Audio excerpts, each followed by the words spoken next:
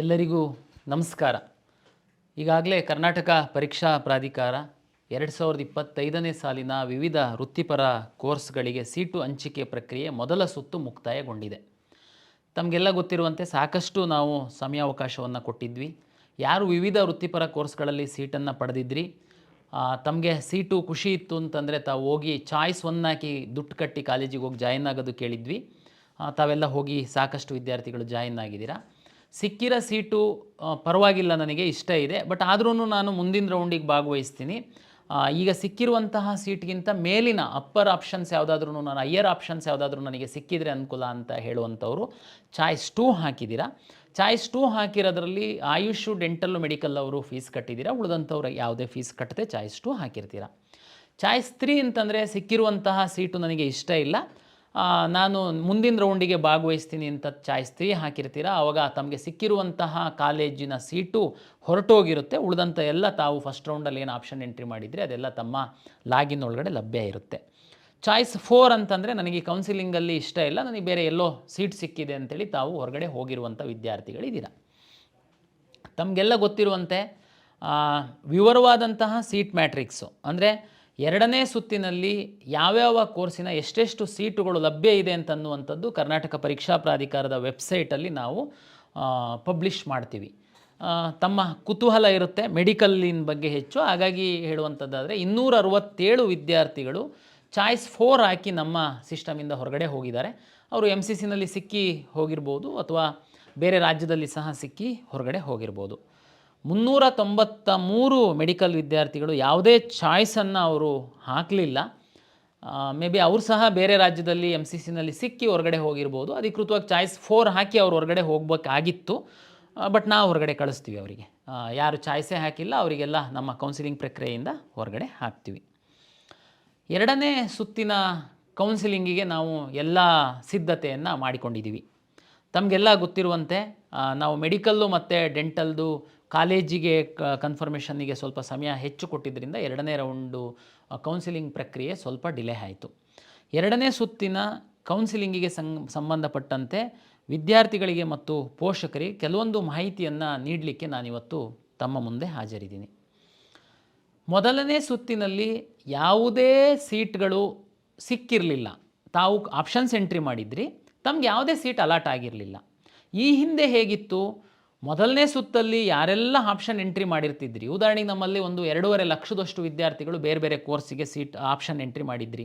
ಅದೇ seat allot ಆಗಿದ್ದು 1 ಲಕ್ಷದ ಚಿಲ್ಲರೆವಷ್ಟು ಸೀಟ್ ಅಲಾಟ್ ಆಯಿತು. ಉಳಿದವರೆಲ್ಲ ನಮ್ಮ ಸಿಸ್ಟಮ್ ಒಳಗಡೆ ಇರ್ತಾರೆ. ಅವರಿಗೆ ಸೆಕೆಂಡ್ ರೌಂಡಲ್ಲಿ ನಾವು ಈ ಹಿಂದೆ ಏನು ಮಾಡ್ತಿದ್ವಿ, ಅವ್ರನ್ನೆಲ್ಲರನ್ನೂ ಕನ್ಸಿಡರ್ ಮಾಡ್ಕೊಂಡ್ಬಿಟ್ಟು ಅಲಾಟ್ ಮಾಡಿಬಿಡ್ತಿದ್ವಿ. ಅವ್ರಿಗೆ ಇಷ್ಟ ಇದೆಯೋ ಇಷ್ಟ ಇಲ್ವೋ, ಫಸ್ಟ್ ರೌಂಡಲ್ಲಿ ಸಿಕ್ಕಲಿಲ್ಲ ಅಂತನ್ನ ಕಾರಣಕ್ಕೆ ಆಪ್ಷನ್ ಎಂಟ್ರಿ ಫಸ್ಟ್ ರೌಂಡಲ್ಲಿ ಮಾಡಿದ್ರು. ಫಸ್ಟ್ ರೌಂಡಲ್ಲಿ ನಾವು ರಿಸಲ್ಟ್ ಅನೌನ್ಸ್ ಮಾಡಿದಾಗ ಅವ್ರಿಗೆ ಸೀಟ್ ಸಿಕ್ಕಿಲ್ಲ, ಆ ಕಾರಣಕ್ಕೆ ಅವರು ಹೋಗಿರ್ಬೋದು, ಬೇರೆ ಎಲ್ಲಾದರೂ ಹೋಗಿ ಅಡ್ಮಿಷನ್ ಆಗಿರ್ಬೋದು. ಬಟ್ ಸ್ಟಿಲ್ ನಾವೇನು ಮಾಡ್ತಿದ್ವಿ, ಅವರೆಲ್ಲರನ್ನ ತಗೊಂಡ್ಬಿಟ್ಟು ಅಲಾಟ್ ಮಾಡ್ತಿದ್ವಿ. ಆಮೇಲೆ ನೋಡಿದರೆ ಅವರಿಗೆ ಇಂಟ್ರೆಸ್ಟೇ ಇರ್ತಾ ಇರಲಿಲ್ಲ, ಬೇರೆ ಕಡೆ ಹೋಗ್ತಾಯಿದ್ರು, ಸುಮ್ಮನೆ ಮತ್ತೆ ಆ ಸೀಟು ಮುಂದೆ ಫಾರ್ವರ್ಡ್ ಆಗ್ತಾಯಿತ್ತು.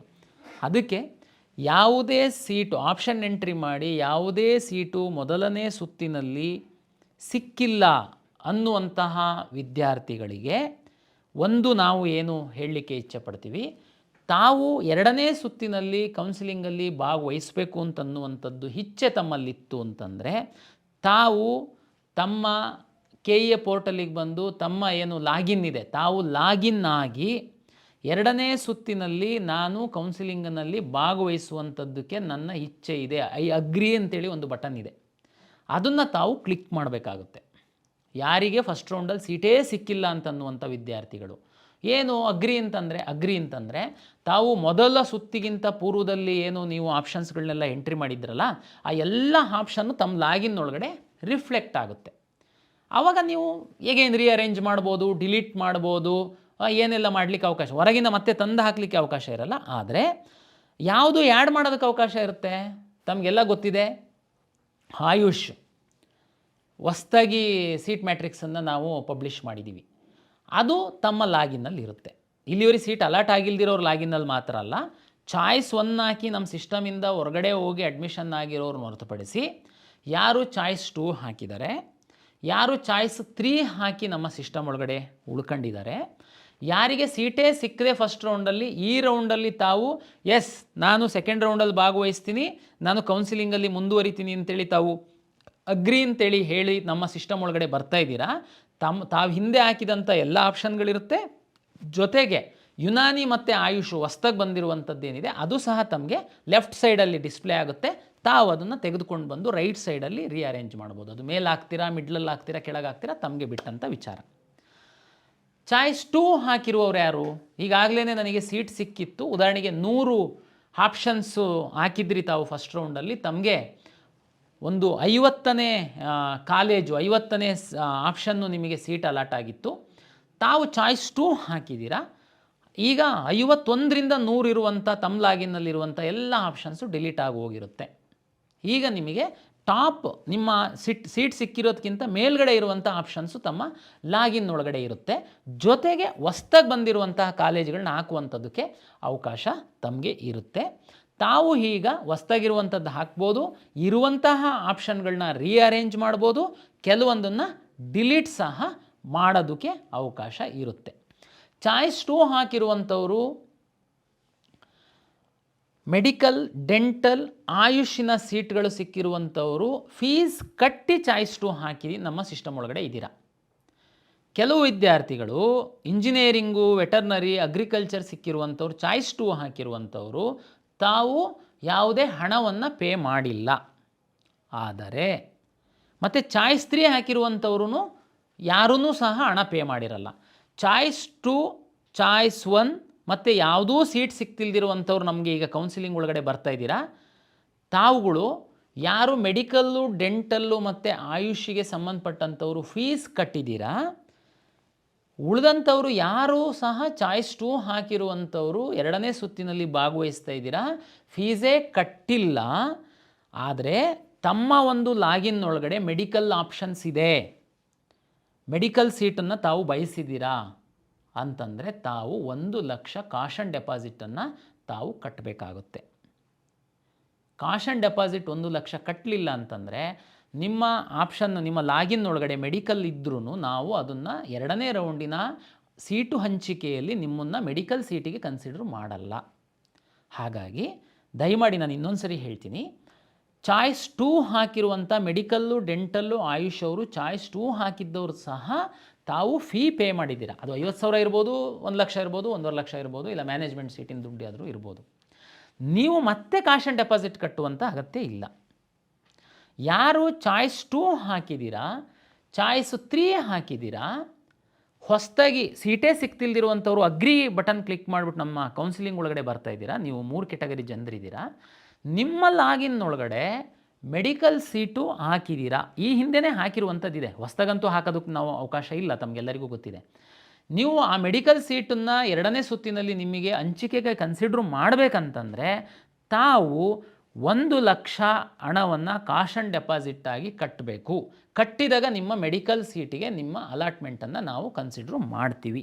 ತಮಗೆಲ್ಲ ಅರ್ಥ ಆಗಿದೆ ಅಂತ ನಾನು ಭಾವಿಸ್ತೀನಿ. ಏನು ಗೊಂದಲ ಇಲ್ಲ, ತುಂಬ ಏನು ತಲೆಬಿಸಿ ಮಾಡುವಂತಹ ಸನ್ನಿವೇಶ ಇಲ್ಲ. ಇಲ್ಲಿ ತುಂಬ ಸಿಂಪಲ್ ಇದೆ. ಯಾರು ಕಾಷನ್ 2ನೇ ಸುತ್ತಲ್ಲಿ ಚಾಯ್ಸ್ 2 ಹಾಕಿರೋರು ದುಡ್ಡು ಕಟ್ಟಿದ್ದೀರಾ, ನೀವೇನು ಪ್ರಾಬ್ಲಮ್ ಇಲ್ಲ, ತಾವು ಬನ್ನಿ ರೀಅರೇಂಜು ಮತ್ತೊಂದು ಮಗದೊಂದು ಮಾಡಿ. ಯಾರು ದುಡ್ಡೇ ಕಟ್ಟಿಲ್ಲ ಬಟ್ ಮೆಡಿಕಲ್ ಸೀಟಿಗೆ ನೀವು ಬಯಸ್ತಾ ಇದ್ದೀರಾ, ನೀವು 1 ಲಕ್ಷ ಕಾಷನ್ ಡೆಪಾಸಿಟ್ ಕಟ್ಟಿ. ಸರ್ ನನಗೆ ಇಂಜಿನಿಯರಿಂಗ್ ಸೀಟು ಸಿಕ್ಕಿದೆ, ನಾನು ಮೇಲ್ಗಡೆ ಹಾಕಿದ್ದೆ, ಮೆಡಿಕಲ್ಲೂ ಹಾಕಿದ್ದೆ, ಕೆಲವು ಇನ್ನೂ ಒಳ್ಳೆ ಇಂಜಿನಿಯರಿಂಗ್ ಕಾಲೇಜ್ ಸೀಟ್ ಸಹ ಇದ್ದಾವೆ, ನಾನು 1 ಲಕ್ಷ ಕಟ್ಟಲ್ಲ, ನನಗೆ ಮೆಡಿಕಲ್ ಸೀಟ್ ಬೇಕಾಗಿಲ್ಲ. ನೋ ಪ್ರಾಬ್ಲಮ್, ತಾವು ಮೆಡಿಕಲ್ ಸೀಟ್ ನೀವೇ ಡಿಲೀಟ್ ಮಾಡಿ, ಇಲ್ಲಾಂದ್ರೆ ನಾವಾದರೂ ಡಿಲೀಟ್ ಮಾಡ್ತೀವಿ. ನೀವು 1 ಲಕ್ಷ ಕಟ್ಟಿದ್ರಷ್ಟೇ ನಿಮ್ಮ ಮೆಡಿಕಲ್ ಸೀಟನ್ನು ಕನ್ಸಿಡ್ರ್ ಮಾಡ್ತೀವಿ. ಇಲ್ಲ ಅಂತಂದರೆ ತಾವು ತಮ್ಮ ಲಾಗಿನ್ ಒಳಗಡೆ ಮೆಡಿಕಲ್ ಸೀಟೆಲ್ಲ ಡಿಲೀಟ್ ಮಾಡಿ ಇಂಜಿನಿಯರಿಂಗು ಅಥವಾ ಮತ್ತೆ ಯಾವುದು ವೆಟರ್ನರಿ, ಆರ್ಟಿಕಲ್ಚರ್ ಮಾತ್ರ ಇಟ್ಟಿರ್ತೀರಿ, ಇಟ್ಕೊಳ್ಳಿ. ಅವಾಗ ನೀವು ಕಾಷನ್ ಡೆಪಾಸಿಟ್ ಕಟ್ಟುವಂಥ ಅಗತ್ಯ ಇಲ್ಲ. ಏನು ಸರ್ ಕಾಷನ್ ಡೆಪಾಸಿಟ್ ಅಂತಂದರೆ ಏನು ಹೋಗ್ಬಿಡುತ್ತಾ? ಅದು ಇಲ್ಲ. ಕಾಷನ್ ಡೆಪಾಸಿಟ್ ಅಂದರೆ ಏನು ತಾವು ಗಾಬರಿ ಆಗುವಂಥ ಅಗತ್ಯ ಇಲ್ಲ. ತಮಗೆ 1 ಲಕ್ಷ ರೂಪಾಯಿ ಹಣ, ನೆಕ್ಸ್ಟು ನಿಮಗೆ ಮೆಡಿಕಲ್ ಸೀಟು ಸಿಗ್ಬೋದು. ಮೆಡಿಕಲ್ ಸೀಟ್ ಸಿಕ್ತಂಥ ಸಂದರ್ಭದಲ್ಲಿ ಅದಕ್ಕೆ ನಾವು ಅಡ್ಜಸ್ಟ್ ಮಾಡ್ಕೊಳ್ತೀವಿ. ಕೆಲವು ವಿದ್ಯಾರ್ಥಿಗಳಿಗೆ ಮೆಡಿಕಲ್ ಸೀಟ್ ಸಿಗ್ತೇ ಇರ್ಬೋದು, ಇಂಜಿನಿಯರಿಂಗ್ ಸೀಟೇ ಅಪ್ಗ್ರೇಡ್ ಆಗ್ಬೋದು ಬೇರೆ ಕಾಲೇಜಲ್ಲಿ. ಆ ಇಂಜಿನಿಯರಿಂಗ್ ಕಾಲೇಜಿಂದು ಫೀಸ್ ಏನಿದೆ ಅದಕ್ಕೆ ನಾವು ಅಡ್ಜಸ್ಟ್ ಮಾಡ್ಕೊಳ್ತೀವಿ.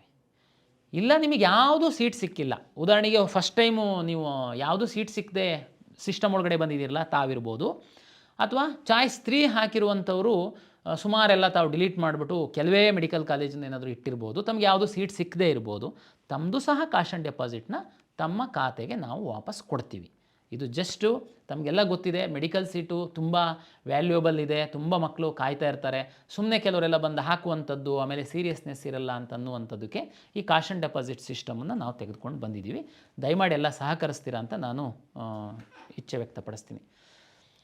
ವರ್ಚುವಲ್ ವೇಕೆನ್ಸಿ ತುಂಬ ವಿದ್ಯಾರ್ಥಿಗಳಿಗೆ ಈ ಹಿಂದಿನ ವರ್ಷಗಳಲ್ಲಿ ವಿಶೇಷವಾಗಿ ಮೆಡಿಕಲ್ಲು ಮತ್ತು ಡೆಂಟಲ್ಲಿಗೆ ಸಂಬಂಧಪಟ್ಟಂತೆ ಚಾಯ್ಸ್ 1 ಹಾಕಿದವರು ಕಾಲೇಜಿಗೆ ಹೋಗ್ಬಿಟ್ಟಿರ್ತಾರೆ. ನಾವು ಸೀಟ್ ಮ್ಯಾಟ್ರಿಕ್ಸ್ ಹಾಕಿದಾಗ ನಿಮಗೆ ಗೊತ್ತಾಗ್ಬಿಡುತ್ತೆ, ಓದೋ ರೌಂಡಲ್ಲಿ ಎಷ್ಟು ಸೀಟ್ ಇತ್ತು, ಈ ರೌಂಡಲ್ಲಿ ಎಷ್ಟು ಸೀಟ್ ಇದೆ ಅನ್ನೋದು ತಮಗೆ ಕ್ಲಿಯರಾಗಿ ಗೊತ್ತಾಗುತ್ತೆ. ಆದರೆ ಯಾರೆಲ್ಲ ವಿದ್ಯಾರ್ಥಿಗಳು ಚಾಯ್ಸ್ 2 ಹಾಕಿದ್ದಾರೆ ಅನ್ನುವಂಥದ್ದು ತಮಗೆಲ್ಲೂ ಗೊತ್ತಾಗ್ತಿರಲಿಲ್ಲ. ನಾವೇನು ಹೇಳ್ತಾ ಇದ್ವಿ, ನೀವು ಆದಷ್ಟು ಎಲ್ಲ ಮೆಡಿಕಲ್ ಕಾಲೇಜುಗಳನ್ನ ನಿಮ್ಮ ಇಚ್ಛೆ ಅನುಸಾರ ಹಾಕಿ ಅಲಾಟ್ ಮಾಡುವಂತಹ ಸಂದರ್ಭದಲ್ಲಿ ಕ್ರಿಯೇಟ್ ಆಗುವಂತಹ, ಉದಾಹರಣೆಗೆ ಚಾಯ್ಸ್ 2 ಹಾಕಿದ್ದವನು ಮೇಲ್ಗಡೆ ಹೋಗ್ತಿದ್ದಂಗೆ ಆ ಸೀಟು ರಿಲೀಸ್ ಆಗುತ್ತೆ. ಅದನ್ನು ನಾವೆಲ್ಲೂ ಸೀಟ್ ಮ್ಯಾಟ್ರಿಕ್ಸಲ್ಲಿ ತೋರಿಸಿರಲ್ಲ. ಆ ಸೀಟು ರಿಲೀಸ್ ಆಗಿದ್ದು ಆಟೋಮೆಟಿಕಾಗಿ ನೆಕ್ಸ್ಟ್ ಇರೋನಿಗೆ ಅಲರ್ಟ್ ಆಗುತ್ತೆ. ಹಾಗಾಗಿ ತಾವು ಚಾಯ್ಸನ್ನು ಹಾಕಬೇಕು, ಆಪ್ಷನ್ಸನ್ನು ಹಾಕಬೇಕಂತ ಇನ್ಸಿಸ್ಟ್ ಮಾಡ್ತಾಯಿದ್ವಿ. ವಿದ್ಯಾರ್ಥಿಗಳ ಒಂದು ಹಿತದೃಷ್ಟಿಯಿಂದ ಈ ಬಾರಿ ನಾವು ಎಲ್ಲ ಕೋರ್ಸ್ಗಳಿಗೆ ಎಲ್ಲ ನಾವು ಮಾಡ್ತಾಯಿಲ್ಲ. ಯಾಕೆಂತಂದರೆ ಅದು ಅಷ್ಟೊಂದು ಮಹತ್ವನೂ ಏನಿಲ್ಲ, ತಮಗೂ ಅಷ್ಟೊಂದು ಆಸಕ್ತಿ ಇರಲ್ಲ. ವಿಶೇಷವಾಗಿ ಮೆಡಿಕಲ್ಲು ಮತ್ತು ಡೆಂಟಲ್ಲು ಚಾಯ್ಸ್ 2 ಹಾಕಿರುವಂತಹ ವಿದ್ಯಾರ್ಥಿಗಳು ಯಾವುದ್ಯಾವುದು ಕಾಲೇಜಲ್ಲಿ ಸೀಟ್ ಪಡೆದಿದ್ದಾರೆ ಎನ್ನುವಂತಹ ಒಂದು ಪಟ್ಟಿಯನ್ನು ನಾವು ಪಬ್ಲಿಷ್ ಮಾಡ್ತೀವಿ. ಅದು ವರ್ಚುವಲ್ ವೇಕೆನ್ಸಿ ಅಂತೇಳಿ, ಅದು ಖಾಲಿ ಇದೆ ಅಂತಲ್ಲ. ಯಾರೋ ಒಬ್ಬ ವಿದ್ಯಾರ್ಥಿಗೆ ಅದು ಫಸ್ಟ್ ರೌಂಡಲ್ಲಿ ಅಲಾಟ್ ಆಗಿದೆ, ಅವನು ಚಾಯ್ಸ್ 2 ಹಾಕಿ ವೆಯ್ಟ್ ಮಾಡ್ತಾ ಇದ್ದಾನೆ. ಅವನು ಅದಕ್ಕಿಂತ ಮೇಲಿನ ಒಂದು ಕಾಲೇಜ್ ಸಿಕ್ತು ಅಂತಂದರೆ ಅದನ್ನು ಬಿಟ್ಕೊಡ್ತಾನೆ. ಅವನು ಬಿಡೋದು ಅಂತಂದರೆ ಅವ್ನು ಮತ್ತೆ ಕ್ಲೈಮ್ ಮಾಡೋದಕ್ಕಾಗಲ್ಲ, ತಮಗೆಲ್ಲ ಗೊತ್ತಿದೆ. ಮೇಲ್ಗಡೆ ಸೀಟಿಗೆ ಹೋಯ್ತು ಅಂತಿದ್ದಂಗೆ ಆಟೋಮೆಟಿಕ್ಕಾಗಿ ಅವನಿಗೆ ಫಸ್ಟ್ ರೌಂಡಲ್ಲಿ ಸಿಕ್ಕಿರುವಂತಹ ಸೀಟು ರಿಲೀಸ್ ಆಗುತ್ತೆ, ಅದು ಇನ್ನೊಬ್ಬಂಗೆ ಅಲಾಟ್ ಆಗುತ್ತೆ. ನೀವು ಈ ಆಪ್ಷನ್ಸನ್ನು ರೀಅರೇಂಜ್ ಮಾಡುವಂಥದ್ದಕ್ಕೆ ಇದು ಸಣ್ಣ ಸಹಾಯ ಆಗುತ್ತೆ ನಿಮಗೆ.